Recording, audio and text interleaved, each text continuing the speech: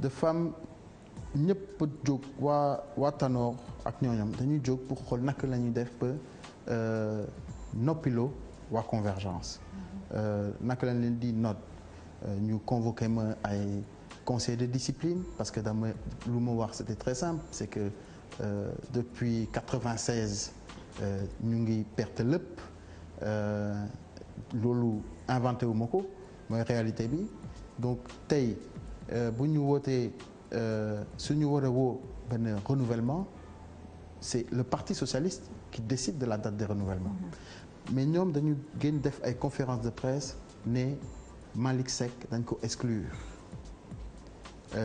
di ma tuumal di wax lu nekk ça c'est quelques personnes hein 4 ou 5 personnes bu ñu defee loolu ñun tontuwuñu leen le fait que tontuwuñu leen affaire bi bon ça n'a pas marché léegi ñoom ñu bëgg ñëwaat ci suñu réunion dugg suñu réunion alors que dañ ma suspendre ñoom dañuy wax ni que dañ ma suspendre ci seen xel pour léegi ñu jëm a xool naka la ñuy def ay renouvellement tout de suite donc loolu du yoon parce que c'est le parti qui décide des renouvellements te parti bu ñu renouveler ñun dañuy renouveler mais tey aujourd'hui on peut pas faire de renouvellement te parti bi renouvelé kon pour excuse-moi pour Convergence mën a renouveler ay instances il faut obligatoirement que parti bi que le parti renouvelle d'accord que le parti renouvelle et parti bi kañ la war a renouveler normalement mais loolu la ñuy xaar parti bi su renouveler suba ñun Convergence day renouveler suba mais ñoom lu ñu bëgg a def mooy dugg ci benn salle yàpp ay nit ne léegi Malick nekkatul secrétaire général keneen la dafa mel ni man suba ma jël benn salle ut xaalis yàpp ay militants ñu dugg ci car fesal salle bi ne bon léegi ñun ñooy PS dëggantaan te dañuy destituer par exemple Ousmane Tanor Dieng. mais réunion boobu ñu wax ne da nga ñëw assi mooy je pense que. réunion de la semaine dernière voilà et que yow da nga buddee. comment ça s'est passé non en fait buddeewuma réunion bi Barthélémy ñëw na musu woon ñëw suñu réunion depuis 2007. même bañ ko falee maire. oui bañ ko falee maire. même avant ça même au lendemain de ces problèmes à la prison ñëwul sax pour remercier militants wu Convergence ci seen taxawaay ba pare mu ñëw dugg suñu réunion am na droit dugg ci réunion bi parce que bokk na ci Convergence socialiste mais dafa ànd ak personnel u mairie bi ak ay garde corps donc man dama laajte ñooñu pour ñu génn parce que bokkuñu ci suñu réunion am na suñu benn jigéen suñu benn jàmbaar bu tudd Céliba bu bugg interposer wu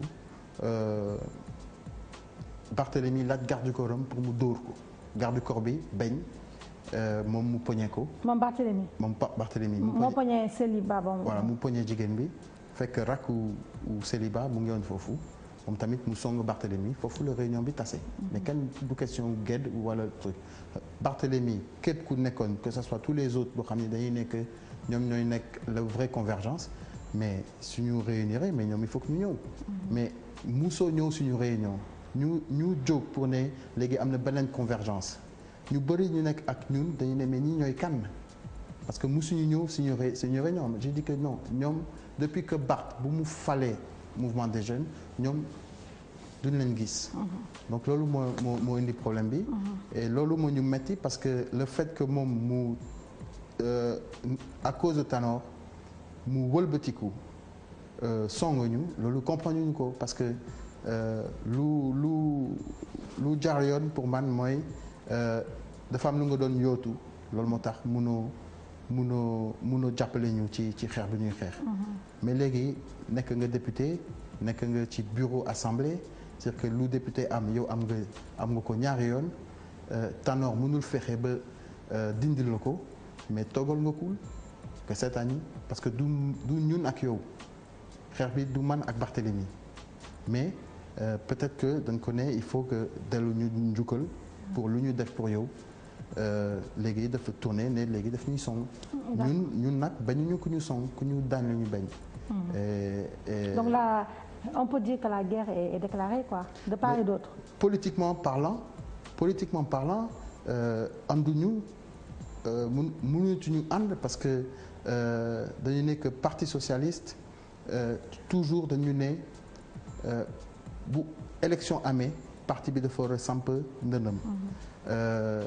dañu dem ba tas Benno Siggil Sénégal parce que non Moustapha Niasse mu ñu nekk ci ginnaawam et cetera ñu perte 89% électeurs ne Tanor doyuñu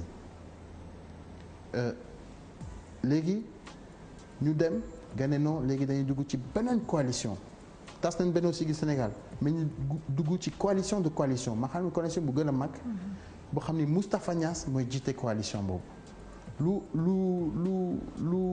lu waroon am ci sama gis-gis ci ñu gis-gis ñun mooy Tanor waxoon na ak ala kuliyaani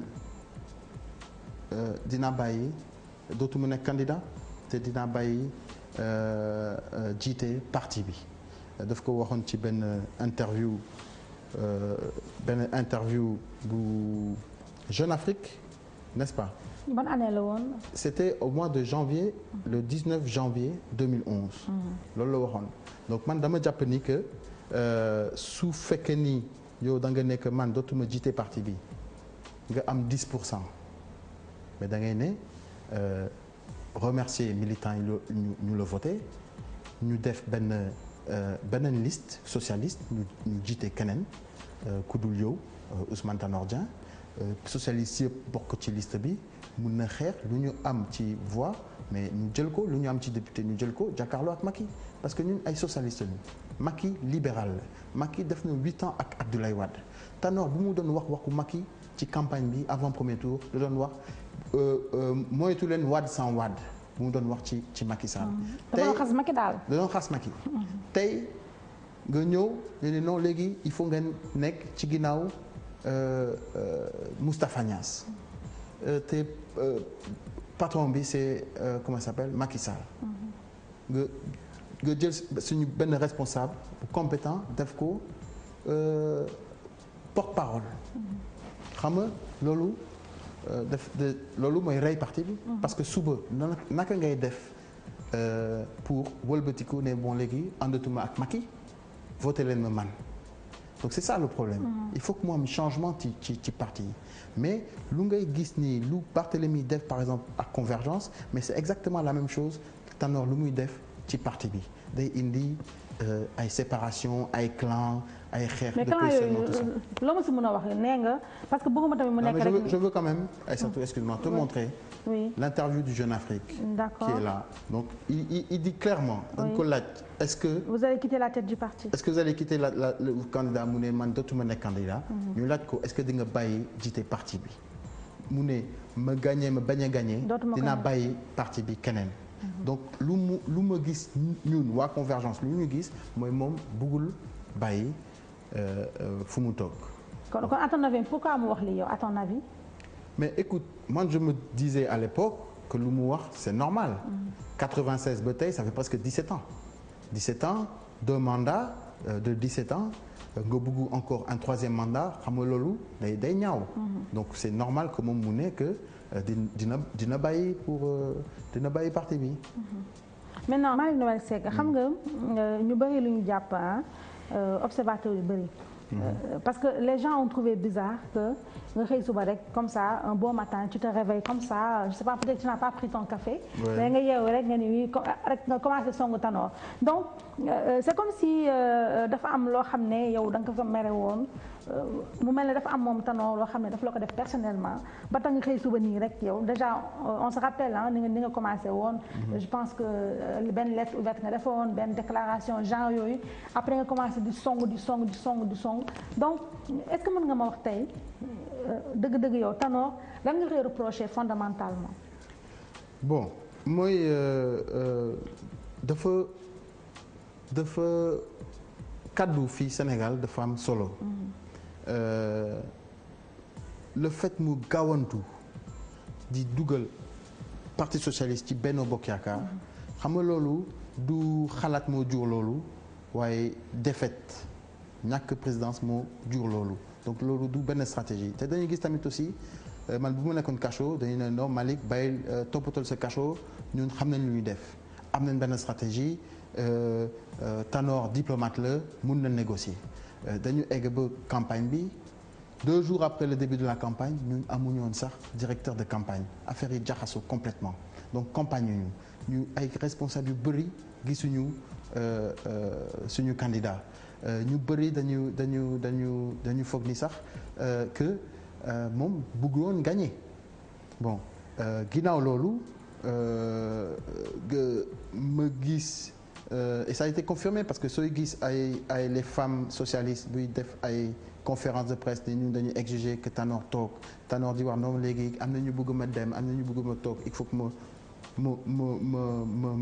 xoolaat ma xalaat xam nga loolu Abdoulaye Wade a fait la même chose dafa waxoon après mais non mais militant PDS ñoo ne il faut que ma toog donc damay toog xam nga loolu ça peut plus passer ça peut plus passer te man Tanor man jàppale naa ko Dakar ba Tamba j'ai été loyal avec lui mais lu mu def le fait que mu jaay suñu parti. naka la ko jaayee. mais daf ko jaay pour 20 députés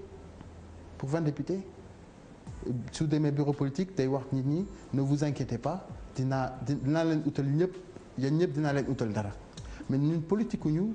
en plein bureau politique. en plein bureau politique bon donc ñun dañu xamoon ni que après les élections législatives dina sol bumbu ou ku gagné.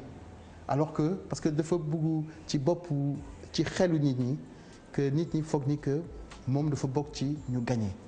man je crois en la démocratie sama candidat su amee 11% dama jàpp ni que électeurs yi dañu ne yéen PS toog leen ci opposition. mais dafa def benn interview ci l'Observateur ne ñun mu ñuy nekk ci opposition parce que dañu gagné ma ne ko non gagné wuñu parce que 11% la ñuy def ba pare mu ne 12 ans d'opposition ça suffit donc su fekkee ni moom dafa sonn ñun la ñuy wax ci suñu opposition ñun ñoo ko war a gën a sonn et puis c'est pas yow waroo sonn ci jàppale nit ñi ci jàppale askan wi doo décider ni man dama sonn ci opposition bon léegi Macky man je fais 11% mooy 10 députés mais Macky ne ko mais naa le 20 députés Moustapha Niasse jox naa la Assemblée nationale amatul opposition après c'est dangereux pour qui ñëppay tout le monde se fait la collade tout le monde est ensemble alors kan mooy fan mooy am transparence donc parce que Macky il est bien entouré ils sont très malins pour étouffer l'opposition xam nañu que 2017 bala PDS ñëwaat dina am problème PS peut-être AFP la gauche réunie une grande gauche réunie moo ko mën a sonal en 2017 donc képp ku nekk par exemple le PS il essaie de tuer les gens su joxee porte-parole Serigne Mbaye Thiam c'est que suba su fekkee ni Tanor parce que Tanor moom Macky ragalul Tanor ok Tanor c'est terminé mais su fekkee ni Serigne Mbaye Thiam dafa bëgg jëlaat parti bi tu seras pas crédible quoi donc voilà tu es là lu Macky def lu baax da nga koy jëy su defee lu bon da nga koy défendre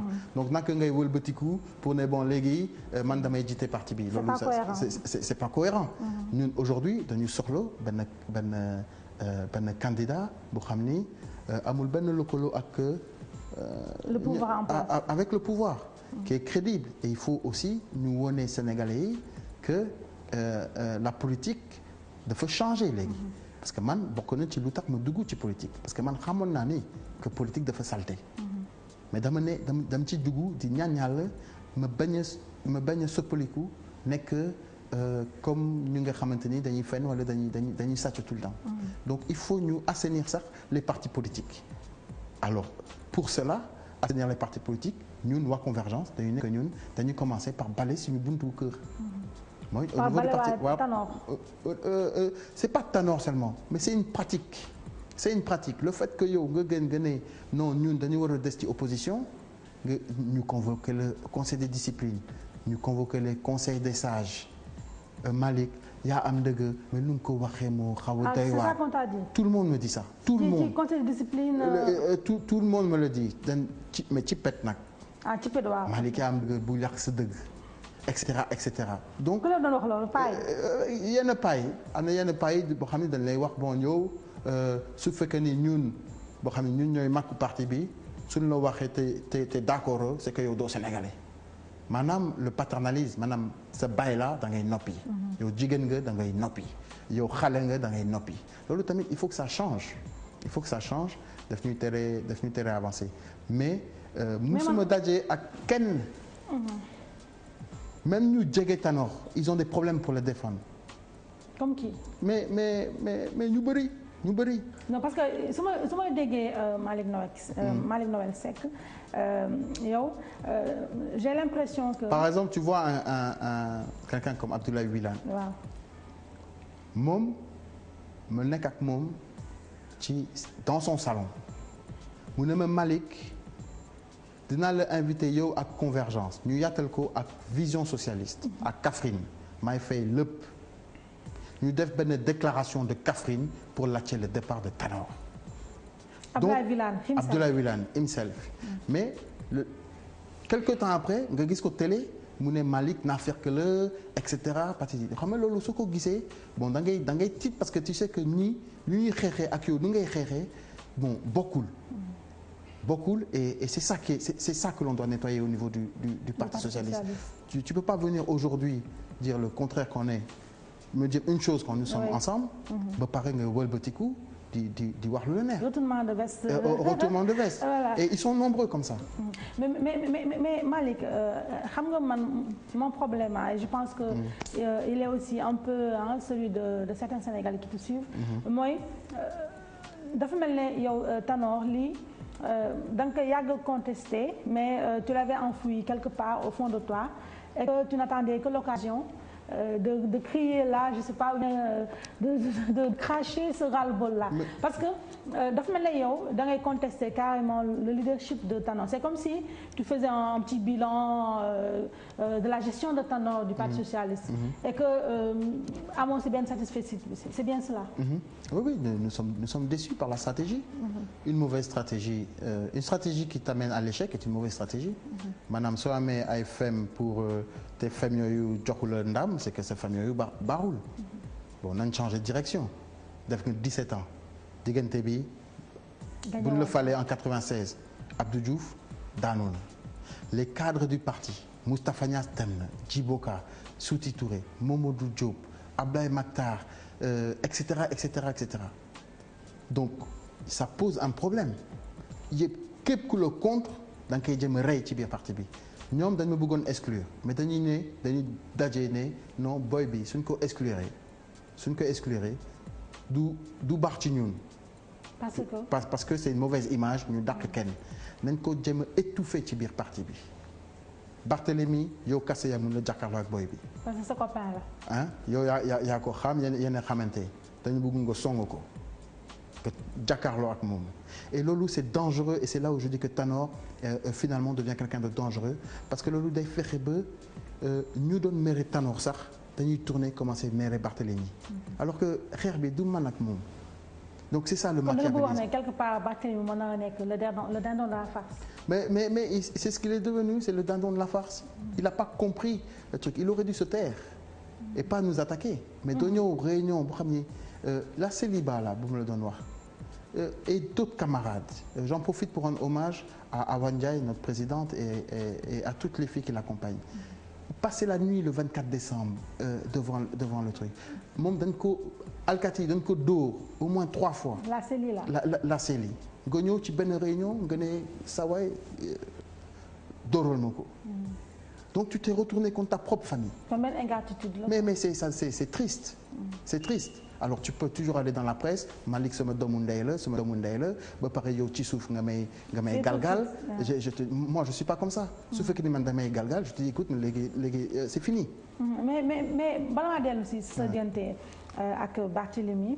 À ton avis pourquoi Tanor stratégie bi nga gis ne moom la teg et que joxewul en tout cas résultat escompté yi. yow à ton avis Tanor qu'est-ce qui fait que que mënul remporter ay victoire à la tête du Parti socialiste c'est quoi le truc qui va pas. Bon loolu il faut peut-être ñu laaj ko ñu am seen carte man de pendant la campagne ñu bëri dañu doon ne bu ñun bëgg nañ seen parti mais ku leen jiitee la ñu bañ teg leen keneen ñu fal leen ça on l'a entendu partout donc je crois que nit ñi bañuñu parti socialiste mais ku ko jiitee la ñu peut-être lañu parce que c'est peut-être le symbole du passé etc man 2005 la agsi au niveau du parti mais est-ce que Malick Noël yow 2005 nga agsi ci parti bi donc yow fekkee woo ba parti socialiste nekkee en tout cas amee les rênes du pays fekkee woo également en 2000 parti socialiste dañ ko yóbbee ci opposition bi donc fekkee woo vraiment cette traversée cette longue traversée du désert qu'a subi pour ne pas dire qu'a vécu le parti socialiste est-ce que tey tu n'es pas à l'étroit dans tes nouveaux habits d'opposant pur et dur de Tanor quoi est-ce que am nga légitimité Malick Noël pour clash Tanor quand on sait que tu fais partie des militants de la 25e heure pour ne pas dire de la 100e heure. J'ai la légitimité d'un militant engagé maanaam fan la wéeru mooy que man militant la am naa sama carte amul question dafa ñëw 2005 wala dafa ñëw 2007 soo waxee loolu Wilane sax wax na ko il vient d'arriver mu truc ça veut dire que ku nekk ci biti soo duggee parti socialiste il faut nga def 10 ans 15 ans pour mun a wax lu nga xalaat pour mun a wax dëgg loolu amul sens. non mën nga wax sa xalaat mais à mon avis. wax nga léegi ne yow au départ en 2005 ba ngeen créé Convergence socialiste que c'était pas ton trip au départ.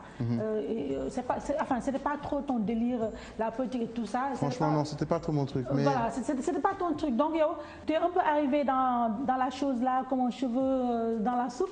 Donc vraiment il a fallu un Barthélemy ak quelqu'un d'autre pour ñu xëcc dugal la ci affaire bi. D'accord. Alors nga bëgg a ñëw rek nii benn parti socialiste nga xam ne c'est quand même que c'est pas en politique c'est pas vraiment un parti politique balbutiant donc nga bëgg a xëy suba nii rek yow nga ñëw tout jeune comme ça bëgg a ñëw yàq enfin tëjate ay édifices yoo xam ne nii tu n'as pas été au départ. Ouais, mais su fekkee ni édifice yi on le construit ci lu nga xamante ni du dëgg. du dem fenn. Si le postulat de départ est faux l'aarrivée sera fausse maanaam soo commencé de ñun dañu gagné opposition dafa doy xam nga loolu du dëgg. foo munti dem. mais sonn parce que parti socialiste regarde parti socialiste il a fait quand même 12 ans ci opposition bi alors que il a fait 40 ans au pouvoir alors je me rappelle en 2001 j'étais toute jeune là j'étais en première année au CESTI ñu doon seetaan ay reportage ci RTS ñu wane parti social enfin la maison du parti social bi xam ne c'était vraiment mythique et tout. ñu wane ne léegi état de délabrement bu mu nekk et tout et que dañu transformer yenn salles yi en salle de réception et tout. Donc mu mel ne grandeur et décadence quoi d'un parti qui a été au pouvoir pendant 40 ans quand même. Donc est-ce que quand tu dis que Tanor il a fauté parce que dafa ne 12 ans enfin genre opposition Y en a marre. Est-ce que doo am tuuti benn indulgence nga ni quand même il a mené la barque pendant 12 ans alors qu'il a connu les lambris du pouvoir pendant 40 ans et que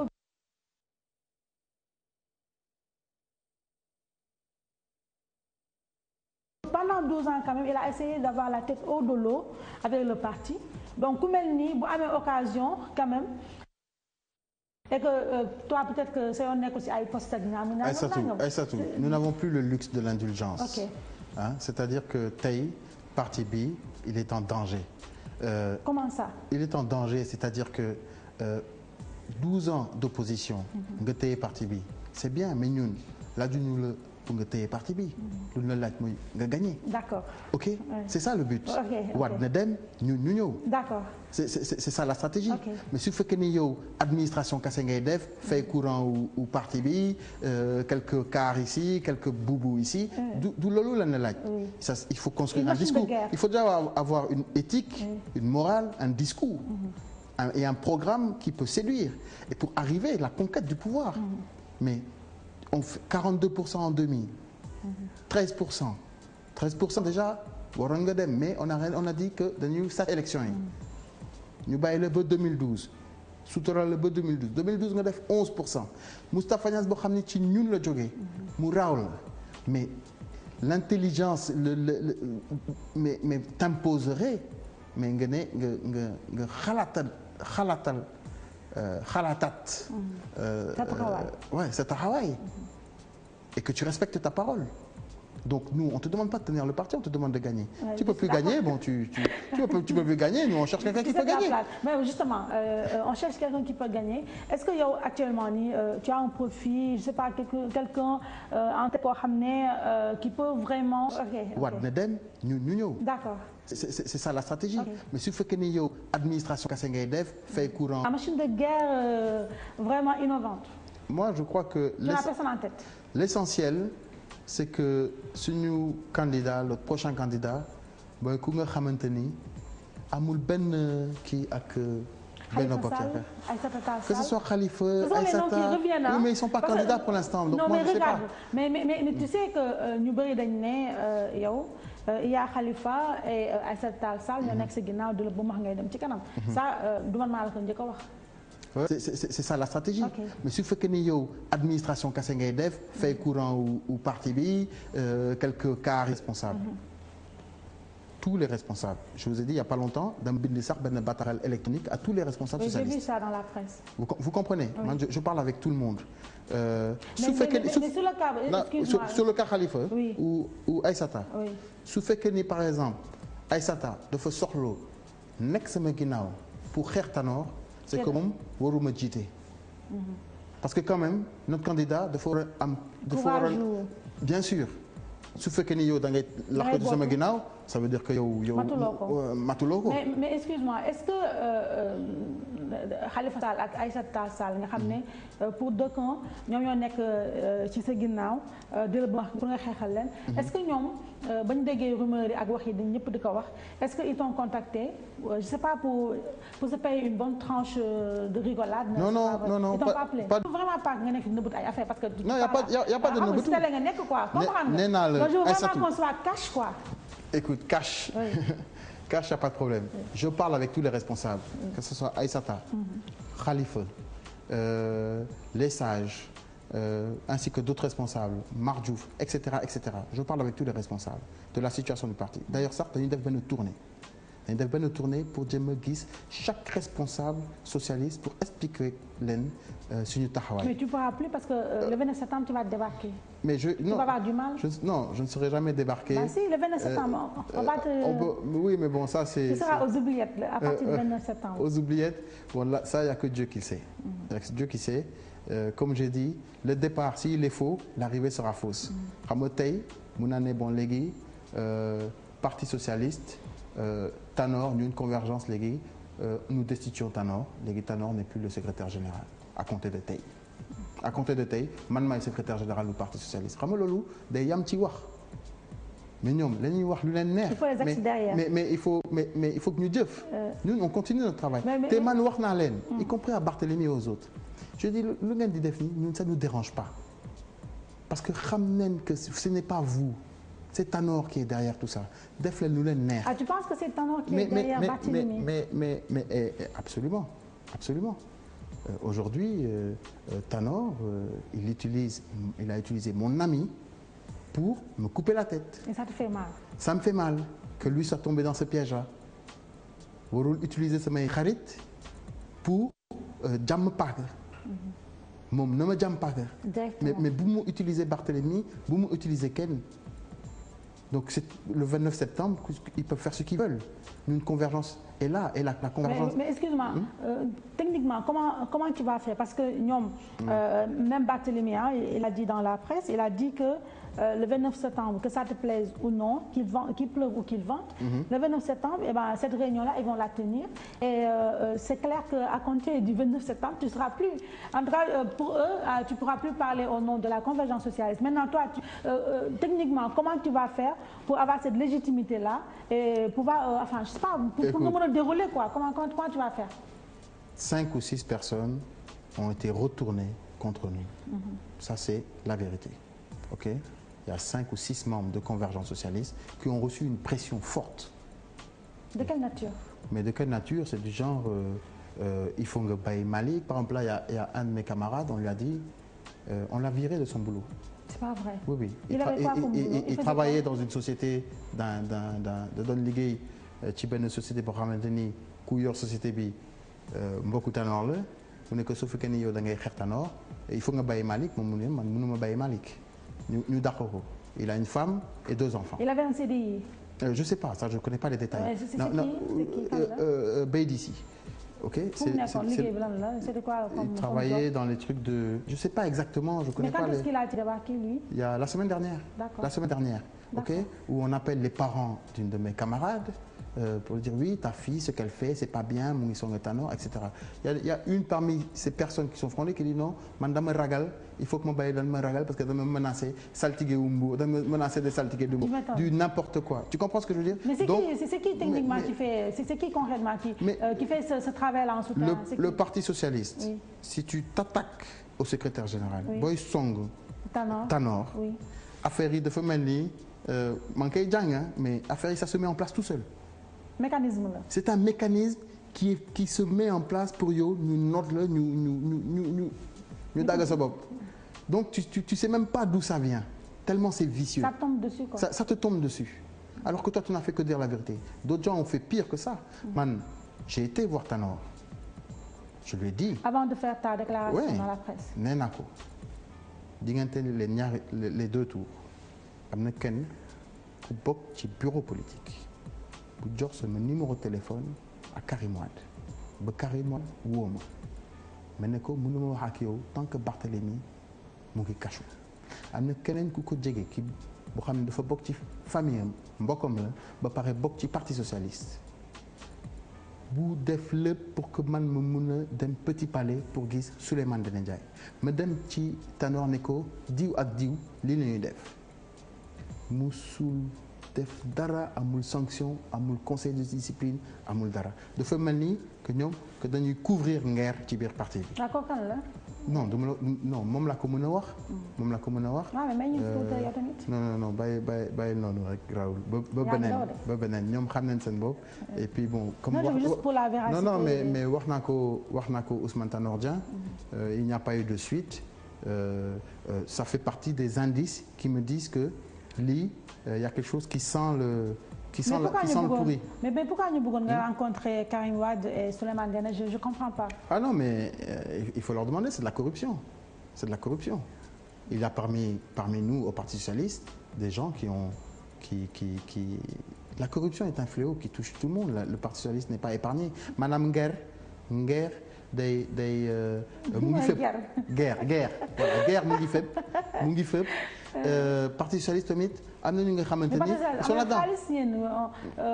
Vous ne voyez même pas le diable pour lui tirer la queue donc naka la Tanor mën a corrompre alors qu'il n'a pas. ana xaalis bi non justement en tout cas man gisuma xaalis bi peut-être que loolu moo tax ma am sama indépendance de vue et puis tey au niveau du Parti socialiste je crois que ñu fa nekk. ñoom du loolu forcément moo leen di intéressé parce que depuis 12 ans nga nekk ci parti bi c'est plutôt du sentimentalisme bon Tanor sama grand la sama papa la voilà ku bon et cetera xam nga donc c'est ça le problème sooy xalaat noonu doo mën a avancer. Tu comprends? Oui. Voilà. Alors Malick Noël je pense que li ñu desee ci ay minutes bariwul.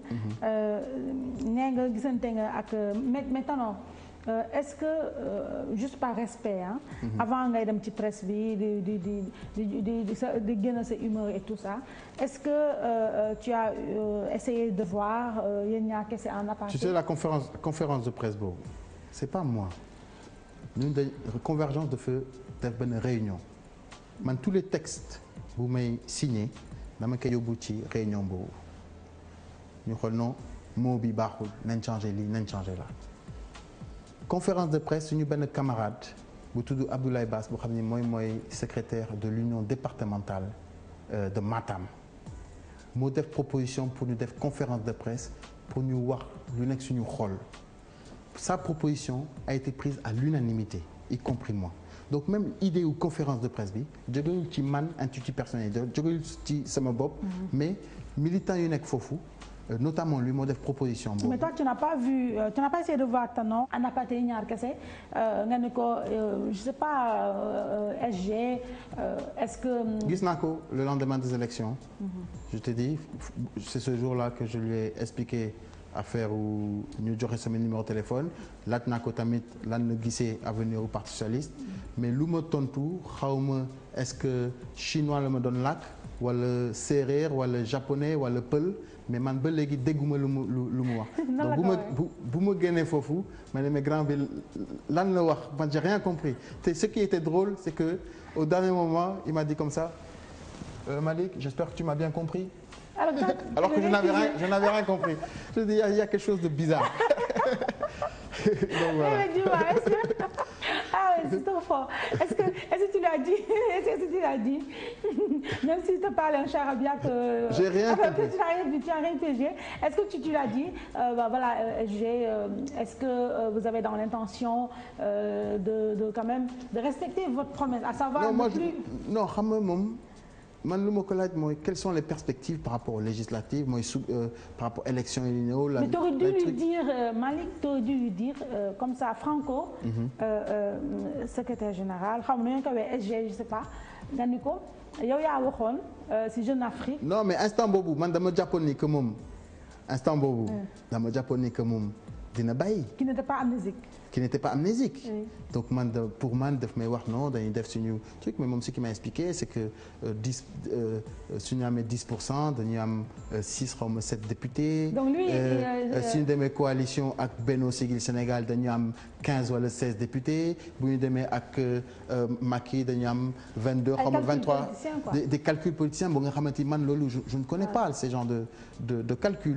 Voilà. C'est de ça dont on a parlé. Alors Malick Noël Seck man li ma gëm mooy boo nekkoon député rëm-tamitam li ngay def nii yëpp doo ko def. rëm-tam mooy lan. rëm-tamitam mooy bruit beeg ram-dam li ngay def nii yëpp. tout ça boo nekkoon député tey tu le ferais pas parce que pour man li nga nekk di def nii expression sa frustration la ndax au Sénégal ku ne xam na ne. politicien pour dëgg-dëgg li nga doon mu fës il faut nga siiw te pour nga siiw yoon bi gën a gaaw mooy nga mbéj benn alkaati wala nga pes benn magistrat ñu sànni la prison gars yi ñëw sama genre gi ñëw daw yóbbu la dikk yooyu xam nga tàllal la micro nangam yooyu. alors donc tu te dis que oui vraiment ak tout ce que vraiment j'ai vraiment mouillé le maillot pour le Parti socialiste. et tout ça dafa leen ma député dinaa leen song et cetera bon je vais te répondre. c'est ça que tu as fait et que à l'arrivée vraiment tu en as pris plein la tronche de pas être investi. de pas être investi alors merci de poser cette question comme lu ma la ko waxee sànq pour man au lendemain des élections man bokk naa ci peut-être ñu njëkk a jox seen dossier pour nekk député. yow mii. oui. joxe nga sa dossier. joxe naa sama dossier. ok man pour man sooy politique da ngay ut. c'est surtout légitime. c'est légitime. Oui. bon donc joxe naa sama dossier bu ma gisee Tanor et cetera lu mu doon def ak lu mu doon doxalee dama gis ni que instant yi ñu ngi pare pour jaay parti bi ñu daje ak waa Convergence lii moo am parti bi ñu ngi koy jaay waaye nag lu ma seq ak Tanor dañuy seq jàmm bu ñu noppee dinaa nekk député waaye suñu ngor bi ñu teg ko à côté suñu waxee du ma nekk député parce que moom mooy fal député yi moo koy choisir yéen parmi ceux même qui se sont fondés là ils ont dit Malick da ngay xaar même ay yeneen xarit yu bokkul sax PS ne mais Malick yow xanaa yow mënoo politique da ngay xaar ba nga nekk député nga soog ko song ma ne non loolu man mënuma ko def parce que loolu c'est de la tricherie te finalement député tu peux pas aider vraiment tes proches tu peux aider que le peuple c'est ça qui est important mais je voulais man être député sur la base du socialisme boo xam ni parti socialiste lay représenté ci idéologie socialiste fait que tous les socialistes seraient sur une même liste foofu bu ma nekkoon député loolu dinaa mun fëgg sama dënn waaye le fait que ñoom ñu xaw a jalgati noonu jaay suñu ngor parce que c'est ça qui s'est passé je dis il faut que ñu dénoncer ko léegi te ñu nañ ko dénoncer balaa Tanor di tànn ay député loolu moo tax ñu bindi benn bataaxal qui s'appelle pour que vive le parti socialiste. Non mais attends laisse-moi terminer. Pour que vive le parti socialiste maanaam pour que parti socialiste mën a dund c'était le 8 avril. C'était publié dans Seneweb et dans d'autres journaux ci bataaxal boobu dañu wax lépp.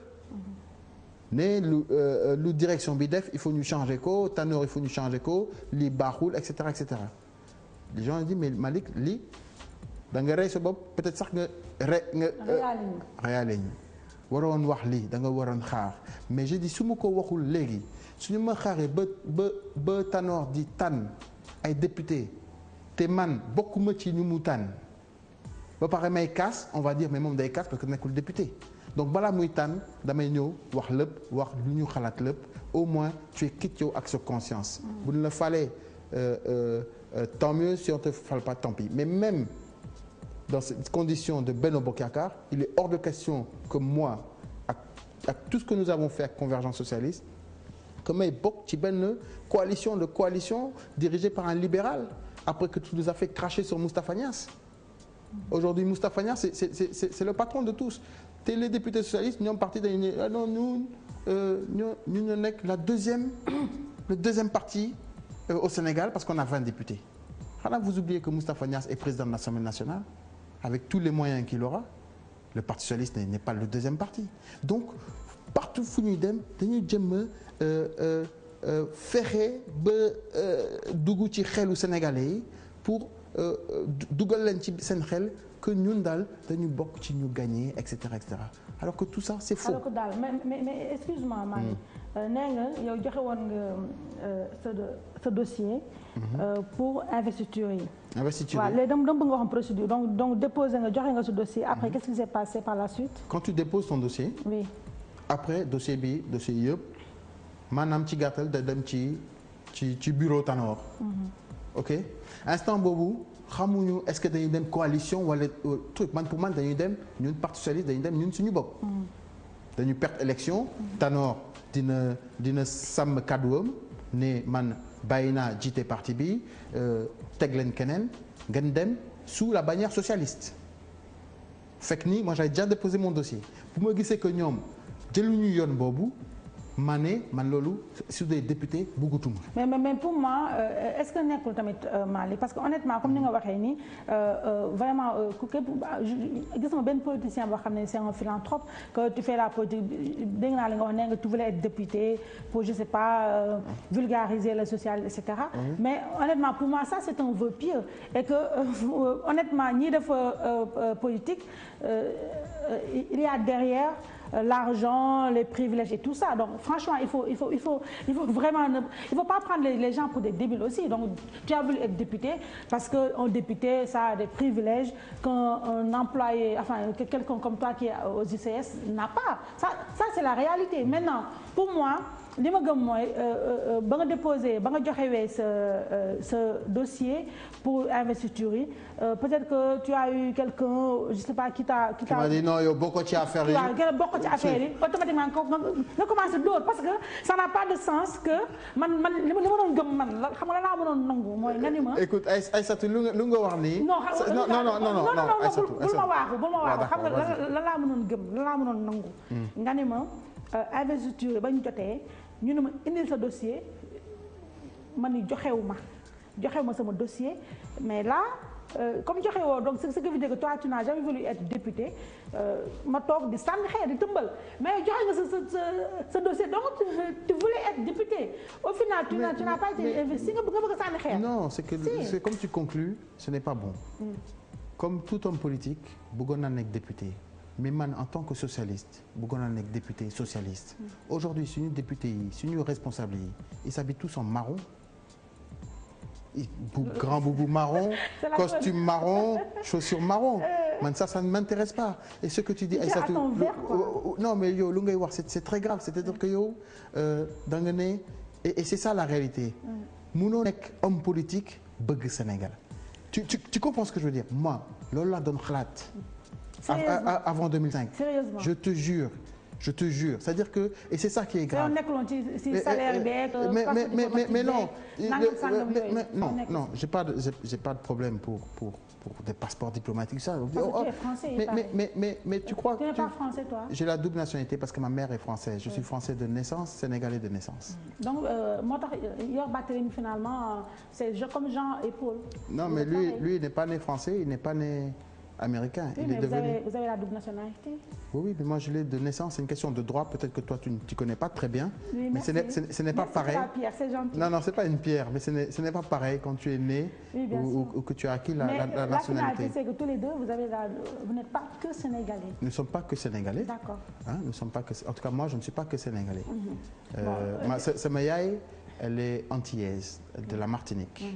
D'accord. Et c'est un département d'outre-mer. Et c'est un département français. De français, d'accord. Voilà. C'est comme la Guadeloupe, etc. La Guadeloupe, tout ça. Voilà, je suis d'accord. Voilà. Donc tu vois que je ne suis pas complètement débile. Non, mais je n'ai jamais dit ça. Je n'ai jamais dit ça. Ce qu'il faut retenir, c'est que un homme politique, quand tu n'as pas de métier, tu n'as pas d'autres sources de revenus, d'auto nekk indépendant. C'est-à-dire que su fekkee ni yow politique dafa nekk sa liggéey. Eh ben tu n'es pas libre. D'accord. Parce que soo ko ñàkkee. Eh ben yow doo mën a dundal say doom. Donc tu es prêt à vendre sa ngor pour dundal peut-être ce truc. C'est ça le machin. Vraiment c'est tellement intéressant débat bi mais malheureusement il me reste vraiment 2 petites minutes et là honnêtement je compte sur la constitution de l'esprit français que tu as. Pour vraiment ñu def taf quoi. Alors la première question dégg naa la ngay wax ne ngay préconiser que parti socialiste bu war a génn ci Benno Bokk Yaakaar. Est-ce que c'est pas trop tard? Et est-ce que tey jii bu parti socialiste génnee ci Benno Bokk Yaakaar est-ce que ça va le faire? Bon, vous savez tey pour ñu gagner 2017 dina difficile. ak yoon bu ñu jël nii. Mais su ñu amee benn rupture bu ñu demee ba renouvellement Tanor sàmm kàdduwam bañ a nekk candidat ñu teg keneen bu xam ni du kenn boo xam ni day liggéey ak waa Benno Bokk Yaakaar. Après ñu concentré wu ci suñu parti pendant 4 ans jege askan wi. jege Sénégalais yi ak beneen visage. Man je pense que am nañ chance en 2017. de revenir au pouvoir. D'accord. Alors la DER wax nga tamit toujours dans cette interview là ci l'Observateur de ce lundi. nga ni je sais pas si c'était une boutade wala da nga ko wax ni comme ça je sais pas comme ça en passant. wax nga quelque part dans l'interview que fekk Barthélémy lui il avait dit que qu'il est candidat pour la succession de Tanor yow et j'ai trouvé cette phrase là magnifique et merveilleuse nga ni Barthélémy tout comme Barthélémy yéen ñaar ñëpp amu leen maturité politique pour nekk en tout cas secrétaire général parti socialiste ce qui est clair. Mais da nga wax ci fin bi nga ni Barthélémy ambition àgg foofu peut-être lu mën a def mooy dem APR. Est-ce que tu penses que Barthélémy demain il pourrait quitter le Parti socialiste pour rejoindre les prairies marron, cette couleur-là que tu honnis? Ah, je ne le nie pas. Tu n'aimes pas, tu n'es pas non, moi je leur souhaite bonne chance à Macky Sall. Ndamu Macky Sall, moi Ndamu Sénégal. S'il réussit, tant mieux. Je dis que tu étais avec Wade pendant 8 ans, tu es libéral, moi je suis socialiste. Bon, le coup n'est proposé dara aux Sénégalais. Dans l'âme se carte, nous on n'a pas réussi à convaincre les Sénégalais. Ouais. Comprendre. Maintenant, par rapport à ta question, tu as dit il était candidat. Non, la question est, est-ce que Barthélémy, à ton avis, est-ce que Barthélémy pourrait se retrouver un jour dans l'APR? Ah, dans l'APR. Parce que tu as semblé dire ça. Mais écoutez, j'en sais rien. J'espère qu'il ne fera pas ça. Mais tu ne seras pas surpris. Je ne serai pas surpris. Pourquoi? Du tout. Mais parce que le Parti socialiste waa Tanor ñoom carte rek moo leen dese. Mais je te dis que fu leen di gis ñu sol ay costume marron peut-être qu'après émission bi gars yi dinañ sànni seen cuubu marron tout ça waaye man fu ma leen gis ñu ngi sol le marron. Ça accompagne Macky Sall. Barthélémy quand il te dit à la télé dans une émission notre priorité waa PS c'est d'être fidèle et loyal à Macky Sall. ma Macky Sall nekk woon sama candidat nekk woon sama camarade de lutte. Je ne lui dois rien je suis pas fidèle et loyal à Macky Sall. Donc moom su demee ba wax ni tout le Sénégal suñu priorité ñun parti socialiste ma être fidèle et loyal à Macky Sall dara du la bett. Ouais, alors léegi. C'est lui qui l'a dit c'est pas moi. Oui mais bon on a compris on a compris alors Malick Noël Seck. Aïssatou Diop Fall. Alors est-ce que à ton avis le 29 septembre c'est cette date fatidique là boo xam ne on va avoir une convergence certainement. Il y en aura mais s'ils le font il y en aura deux. C'est ça que je voulais dire. Ouais, mais nous tu vois. Et tu assumes. Non ñun duñu dem di yàq seen affaire puisque ça c'est du show. C'est du show c'est pour nous décrédibiliser je veux dire dafa bokk ci xeex pour déstabiliser Malick. Ça ce sont des idées de Tanor je le dis je l'assume il les envoie il les manipule. Alors nous Tanor il y en a un on l'a promis un boulot au ministère de l'élevage. C'est vrai. Oui non pourquoi je mentirais. C'est qui? Non. À qui il a promis ça? Non, on promet des emplois ici, on promet de te virer là-bas. Donc maintenant, ils n'ont qu'à faire ce qu'ils ont à faire. Nous, on continue ce qu'on a à faire. Tout ce qu'on leur demande, bu la ñëw suñu réunion, di leen tas suñu réunion, wala di ñu xoxatal wala yu demee noonu. Faites ce que vous voulez, nous on fait ce que l'on pense que l'on doit faire. Mais xam nga ma jaaxal convergence bi nga wax di nee na donc à partir du 29 septembre il va y avoir deux convergences. damay bañ mu nekk benn remake bu AJ/PADS. Donc est-ce que on doit s'attendre à une lutte acharnée devant les juridictions de ce pays-là? Non. Kan moo yor texte kan moo ko yor c'est toi qui a wala parti bi moo ko yor. Kan moo yor seen kii. C'est le règlement. Voilà c'est un règlement donc je veux dire seen kii comment on appelle ça li papier convergence. Non ñoom suñu les papiers de convergence socialiste. Oui, je veux dire si jamais. Non il y avait un règlement intérieur qui datait de 2005. bu ñu defee ñun suñu renouvellement en même temps que le parti en 2007 on avait modifié ce règlement est là tout le monde là convergence du parti politique. C'est un mouvement affilié. Au Parti socialiste. Mais am na récépissé et tout ça. Non on n'a pas c'est pas vrai am na récépissé. Mais non c'est-à-dire que nous on est un mouvement affilié c'est-à-dire que nous c'est notre. Kon yéen si ngelaw li ñu comme ça quoi. Non c'est pas une question de ngelaw tout ça c'est que nous mouvement bi. mais Malick moo neex. non mouvement bi. non déglu ma. C'est pas une question de ngelaw. Mouvement bi. C'est un mouvement affilié maanaam dafay. Voilà dafa bootu. nga jiite convergence socialiste du loolu mooy tax ñu fal le député wala ñu fal le maire. Je veux dire convergence amul benn papier quoi en fait amul benn papier. Nous avons notre règlement et nos statuts. Mais amul récépissé amul daal c'est pas machin. Récépissé non parce que nous sommes pas un parti politique. Ouais, mais et puis nous sommes pas une association. Mais on a vu des mouvements ici qui ont quand même récépissé nangam. waaw non ñun amuñu récépissé. amuñu dara yéen. waaw kon si ngelaw li ngeen nekk. ci ngelaw bi la ñu nekk. Cette fois-ci c'est vraiment la toute dernière. Ouais. Alors Malick. Sérieusement yow kan nga gis tey ne bu jiite woon parti socialiste ça allait vraiment le faire quoi. bu jiite woon parti socialiste. kan nga gis ne tey jii moo mën a téye et puis boo ma jox ay réponse bateau du genre n'importe qui tout ça mais je veux vraiment nga wax ma en âme et conscience kan nga gis ne tey ci sa camarade de parti kan nga gis ne tey jii bu jiite woon parti socialiste en 2017 parti bi dina. maanaam kële moo sama biir xol. kan mooy sama candidat. confesse-toi. Eh ben franchement. J'attends que ñu war a samp seen ndënd. nañ ko samp. maay tàggatoo wala. Non. Tu fais dans le généralisme. Mais c'est le généralisme quoi. Mais si tu fais dans le généralisme. En tout cas Khalifa Sall est une personne intègre. Oui. Aïssata Tall Sall est une personne intègre. Serigne Mbaye Thiam il est intègre mais il portera les stigmates de la collaboration avec Macky Sall. Pour moi il ne pourra pas faire l'affaire. C'était le porte-parole du gouvernement libéral de Macky Sall. D'accord. Donc vous comprenez. Aïssata Tall Sall peut faire l'affaire, Khalifa peut faire l'affaire et d'autres comme je vous l'ai dit. OK. Émission bi jeex na.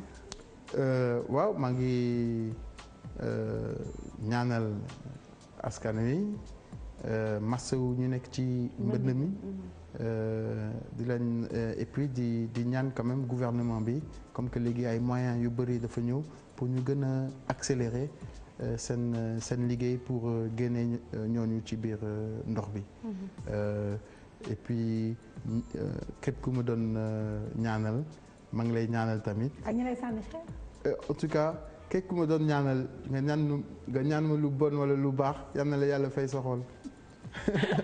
Voilà. Alors Malick Noël Seck j'y arrive. ñu ngi lay remercier di la sant ci dalal bi ça a été vraiment très enrichissant comme débat et je t'en remercie.